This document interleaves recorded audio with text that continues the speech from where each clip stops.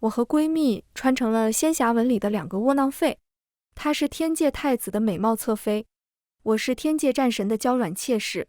虽都不是正室，但也狐假虎威的过了500年。直到一位修仙奇才飞升上仙，太子古井无波的眼里现出惊艳之色，战神冷漠的眸子也微微颤动。哦豁，女主来了！大家好，欢迎收看达达听书。你快瞧，那一人一妖又玩在一起了。物以类聚，人以群分，两个窝囊废自然凑在一起。仙姬们笑着从我们身边经过，清凌凌的眸子落在我们身上，充满了嘲讽意味。我和陆江江早已习惯，旁若无人的继续在凉亭里啃烤鸡。你偷多少仙丹了？差不多，女主也快来了吧，我们该走嘞。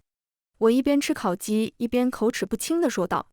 陆江江愤愤不平地把我手里最后一只鸡中翅抢了过去。你不是吃了一只吗？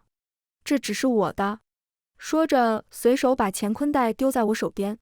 3000来颗吧，你看够不够？不够我再偷一点。我也掏出一个袋子，我这也有2000多颗，要不你往那太子爷身上再摸摸，凑个8888，大吉大利。陆江江，你当那位太子爷是开批发市场的啊？5000颗仙丹也够咱们活个千秋万代了。他话刚说完，天外天忽然响起一阵悠远空灵的钟声，我们连鸡都顾不上吃了，猛地站起来。这是争鸣钟。原著里这钟已经5000多年没有响过，女主一飞升就接连响了整整3声，铮1声，铮2声，铮3声。女主终于来了。我和陆江江立刻拔腿飞跑向凌霄宝殿，那里已经仙山仙海，围得密不透风。我们俩从众仙家衣裙底下爬过去，终于进入内围。只见一白衣少女，衣带飘扬，目光凌冽，持剑站在其中，浑身上下都透露着天之娇女的桀骜之姿。一身金色祥云纹白衣的天界太子就站在人群的最前方，那双一向古井无波的眼睛此刻却透露出难以掩饰的惊艳之色。而少女也毫不畏惧，目光稳稳地和太子桀方对视，仿佛天地间只剩下他们2人。我摇头啧舌，你老公还挺会调情的。陆江江往另一边指了指，你老公也来了。我眼眸一抬，果然看见天界战神齐征身穿银白战甲，手持一杆冰魄枪，俊朗凌厉的脸庞还点着斑斑血迹。差点忘了，他好像说今天下界去封印魔兽了。这一身战损妆容，杀气腾腾中又透露出冰冷的破碎感，和那刚刚飞升的白衣少女结在一起，也是一幅虐恋情深的旷世奇画。有时候站在上帝视角，真的一眼就能看出谁是主角。我和陆江江是一块在福利院长大的，穿进这本仙侠书的时候，我们俩还走散了，都以为只有自己穿进来了。我当时一睁开眼，正被人紧紧勒在怀里，脖子上刺痛不已，似乎有人在啃咬。后来才知道，我虽然身为凡人，但血质特殊，能治愈仙体。我在蛮荒之地遇见天界战神齐征，被他带回天界，成了他的专攻血包。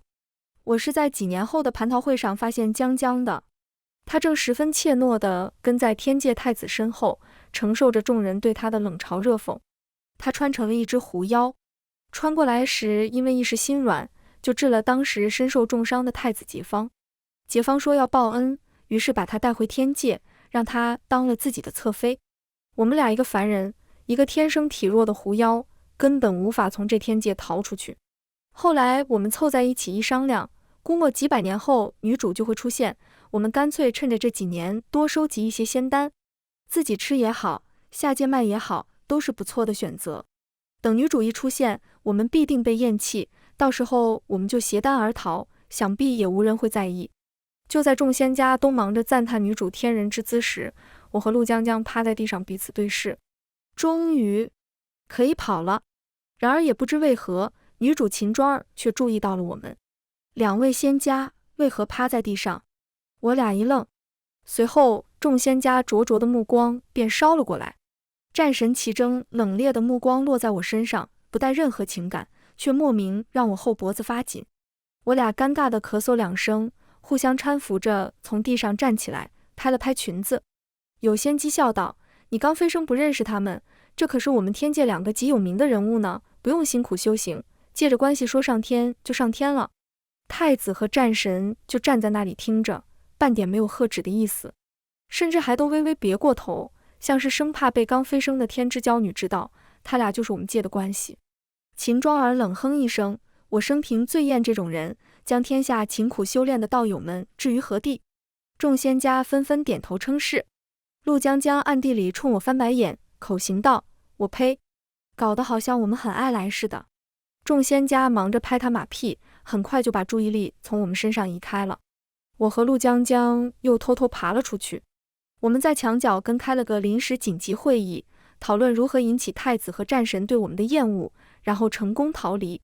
回到战神殿，我侧身卧到软榻上，原本想等着齐征回来，朝他发一通脾气，结果左等右等没等到，把我等睡着了。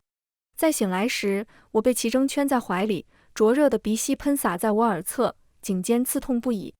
我连眉头都没皱一下，被吸了500年的血，早疼习惯了。他吸着血，手还不安分，逐渐从腰间往上游走。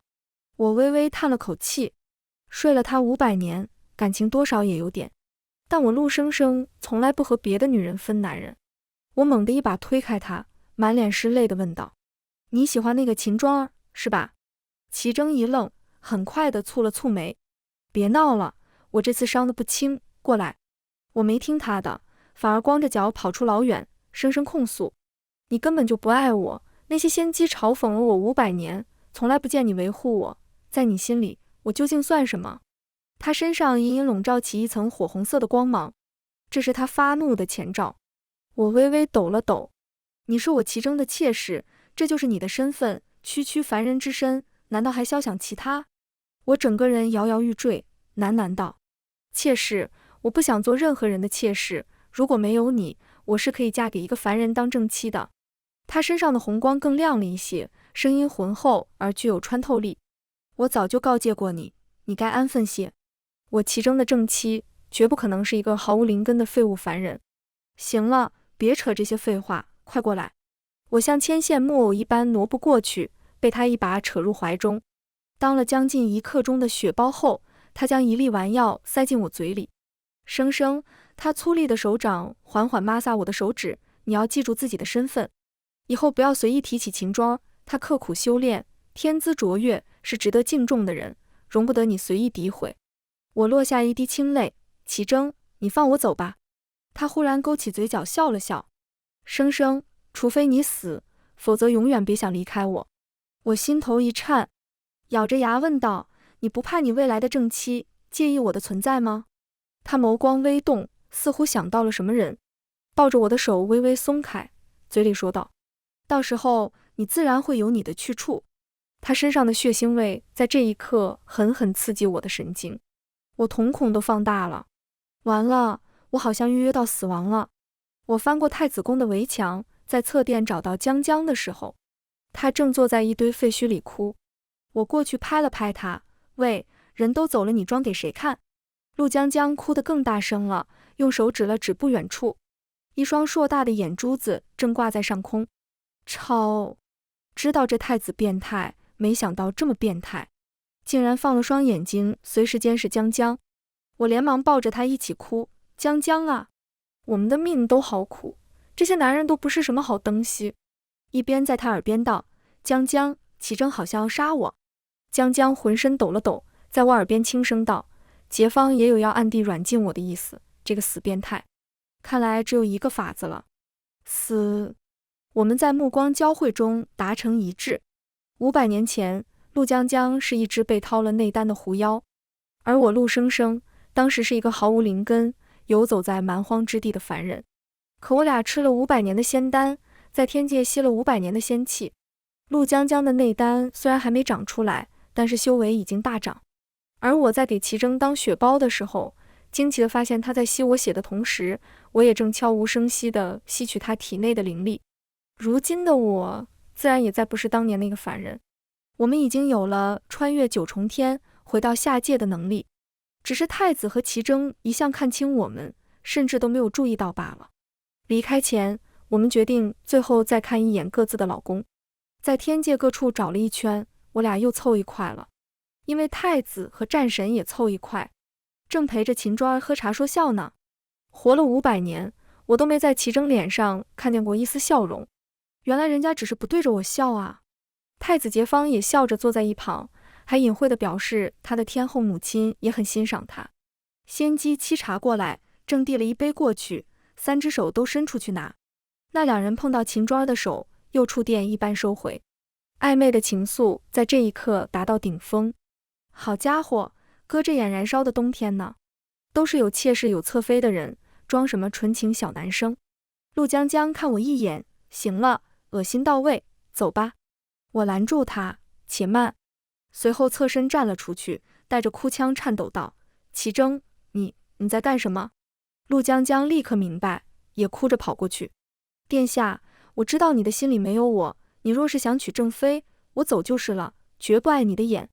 太子怒喝：江江，我是不是太宠着你了？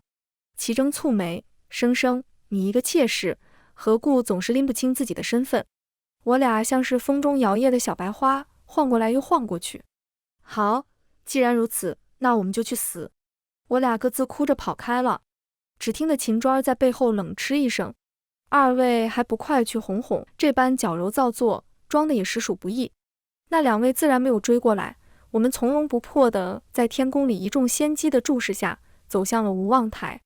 无望台直通下界，500年前的我们若是从此处跳下去，那估计东一块西一块，连尸骨都找不全。有仙姬嘲讽我们：瞧这俩装模作样的，想是嫉妒太子殿下和战神对庄儿上仙太好，在这里寻死觅活呢。仙姬们的笑声在我俩手拉手跳下去的一瞬间变成了惊叫声。之后天界怎么样就不太清楚了，反正是没人找过来，要不就是真以为我俩死了，要不就是根本不在意我俩的死活。我和江江在穿书前就是2个卷王，念书念到初2，院长就说没钱供了，我俩就出去打工，一人打3份。穿过来之前我俩都21岁，加起来已经有100万左右的存款了。我们那是4、5线城市，50万左右就能在市里买一套90平的房子。可就在我们揣着银行卡去看房的那天，穿书了。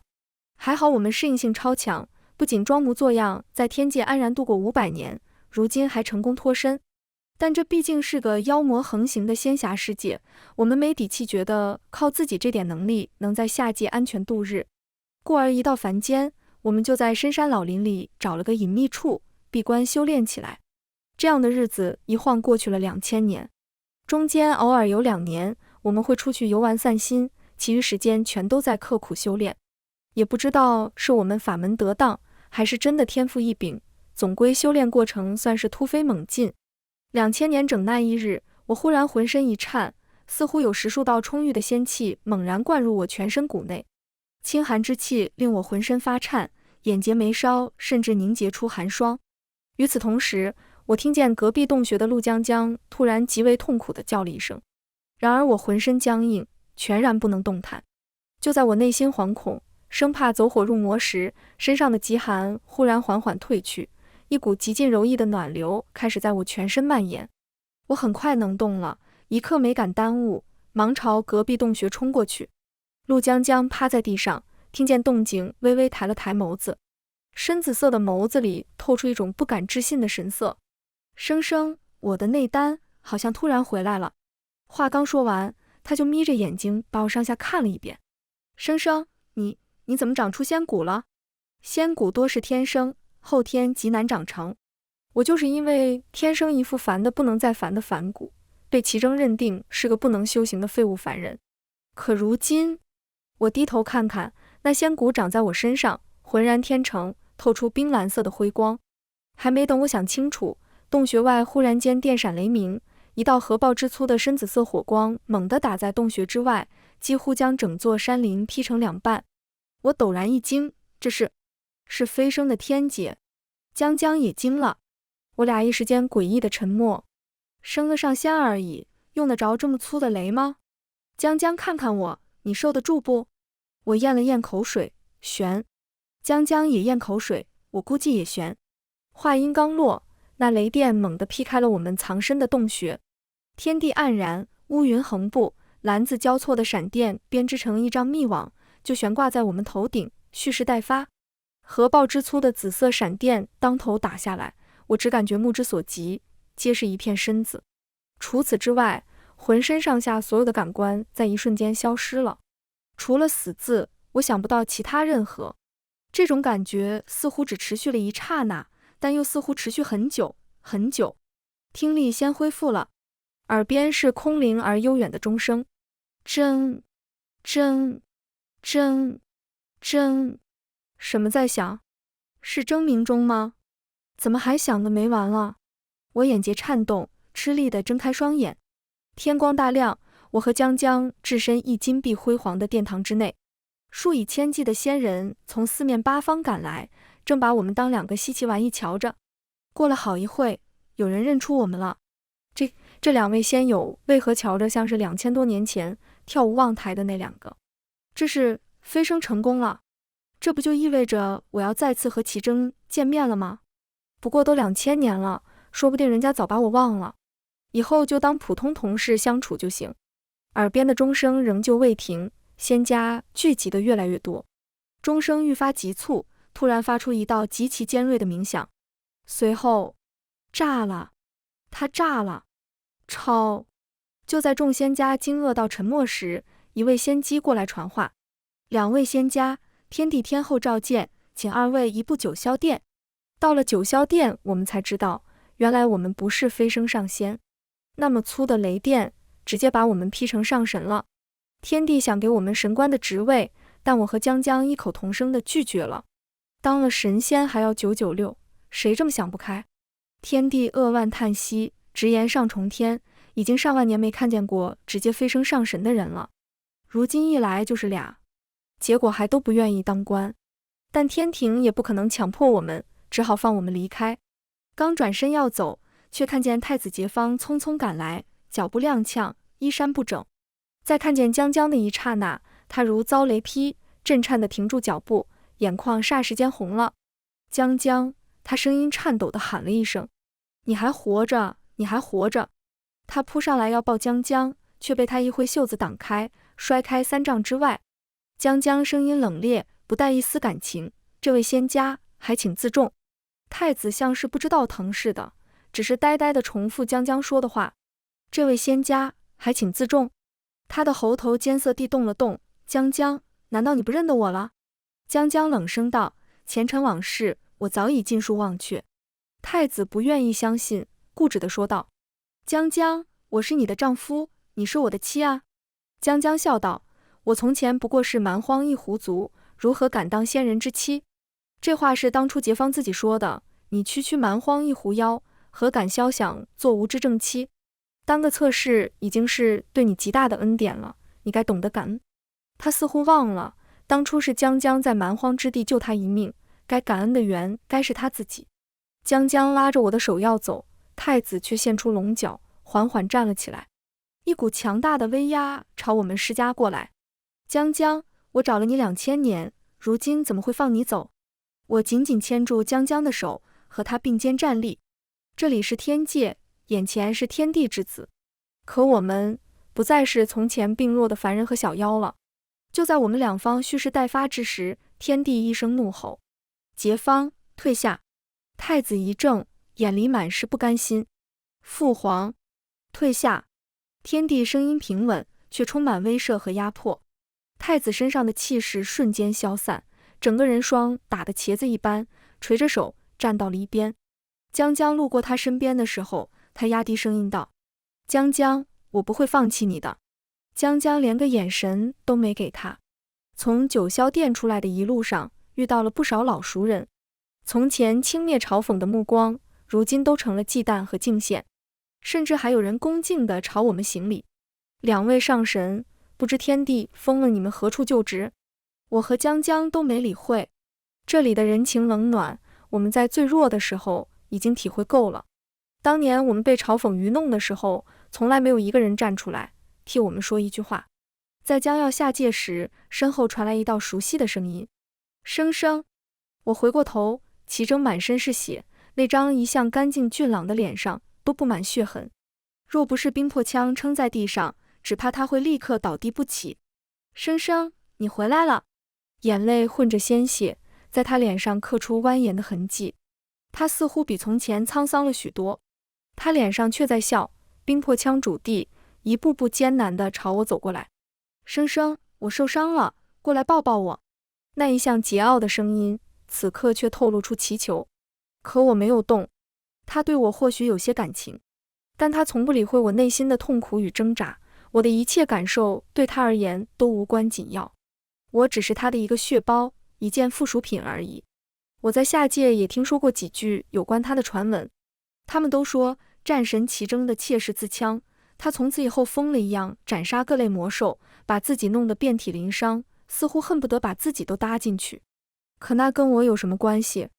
我并没有因为他的不在得到任何的安慰和好处。我今时今日能够被人忌惮，不敢轻慢，是靠我自己2000年日月无休的勤苦修炼，并不是因为他。我错开他，从他身侧走过，没有回头。下界后，我和江江在南国游玩了1年多。我们如今已经是上神之身，终于可以不必再像从前那般担惊受怕。日子过安逸了，便想着安定下来。我们想在南国的水乡买一座宅院。神仙的日子太过清冷，我们还是更喜欢凡间的烟火气。这日正找了个掮客看宅院，却看见了一个老熟人，是秦庄。不知为何，他看上去似乎弱了很多，且面容憔悴，眼神焦虑。他喝退了掮客，目光阴冷地朝我们走来。是你们偷了我的仙骨和内丹？难怪那一日连征明中都如此反常。这一刻，我和江江才恍然大悟，何以我会突然长了仙骨，何以江江的内丹突然长全？原来我不是天生反骨，只是在幼年时期就被人抽走仙骨，而江江的内丹也在幼年时期被人掏走。时隔太久，我已经记不清楚原文是如何描写的，只隐约记得一句：秦庄在16岁那年得到机缘，这机缘竟然是挖去一个人的仙骨，掏去一只小狐狸的内丹。这就是他口口声声所谓的勤于修炼吗？这就是他所说的不靠他人。若不是我们修炼进阶，召唤回了本体仙骨和内丹，只怕他还真能靠着我们的东西，在天界到处鼓吹自己是个努力的天才。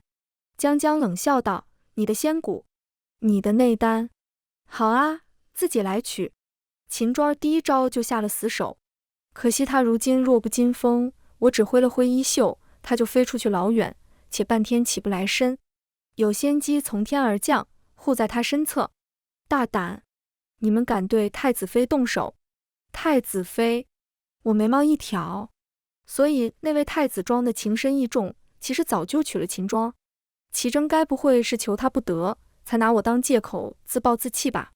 真是两个令人作呕的男人。说曹操，曹操道。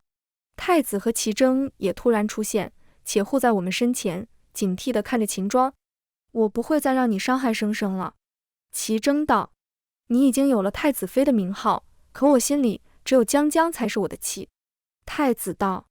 我和江江无语地对视一眼，所以对这两个人来说，得到了谁，谁就是饭粘子。蚊子血，得不到的才是红白玫瑰。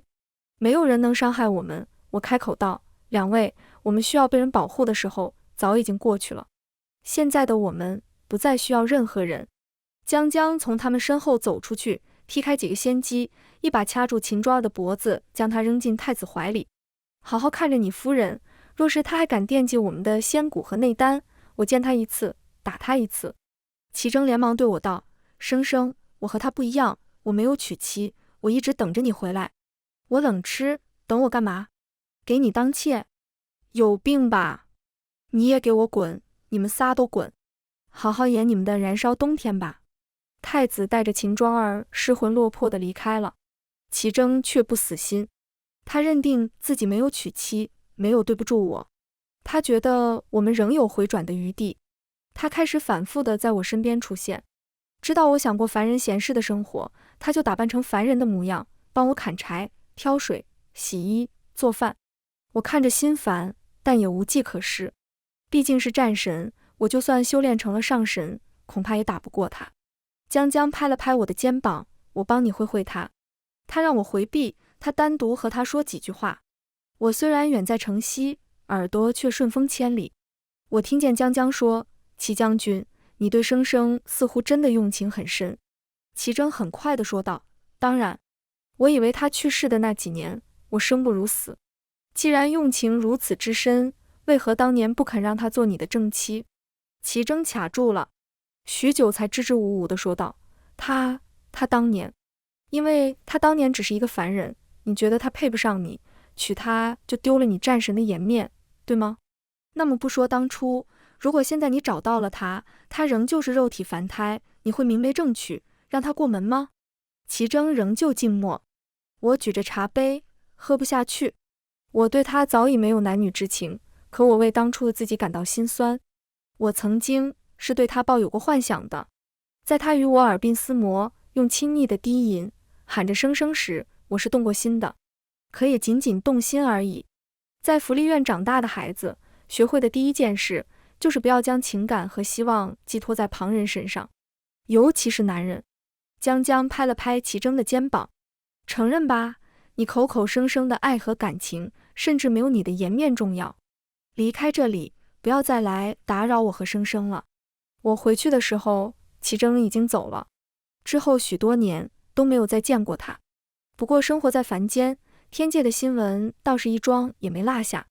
听闻秦庄生下了小天孙，但小天孙的血统却出了问题。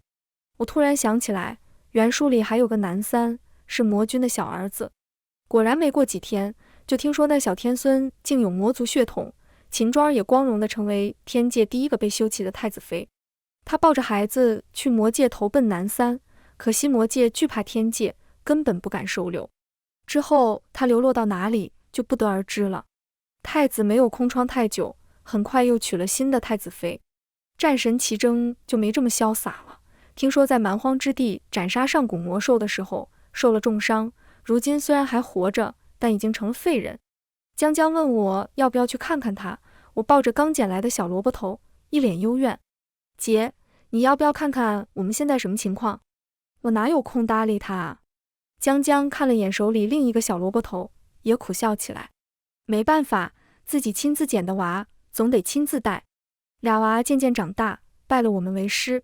姐姐还有2分天赋，弟弟除了长得白嫩可爱，修仙实在废柴一个。不过没关系，我们如今不仅能保护自己，也拥有了保护别人的能力。